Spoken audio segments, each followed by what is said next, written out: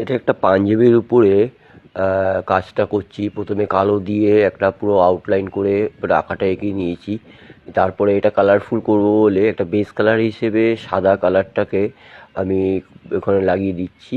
লাগানোর পরে তাহলে কী হবে, যখন কালারটা যখন দেব তখন কালারটা অনেক ভালোভাবে ফুটবে এবং অনেক ব্রাইটনেসটা খুব ভালো আসবে।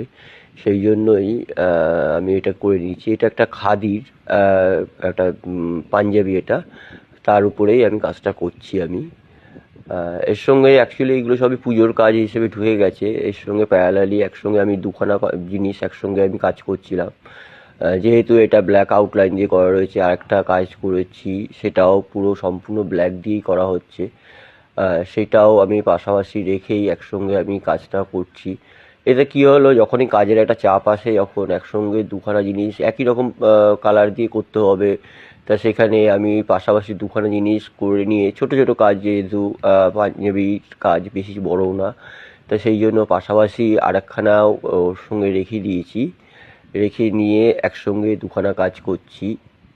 এটাতে আমার কাজটা কী হলো, একটু তাড়াতাড়ি এগাবে, কেন যেহেতু পুজোর কাজের অর্ডার ঢুকে গেছে।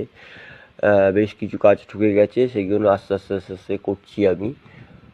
তাছাড়া তো অন্য পেন্টিংও থাকে বিভিন্ন রকম, কাগজের উপরে, ক্যানভাসের উপরে, সেগুলো আমার নিজে পার্সোনালি আমি করি আমি, সেগুলোও থাকে।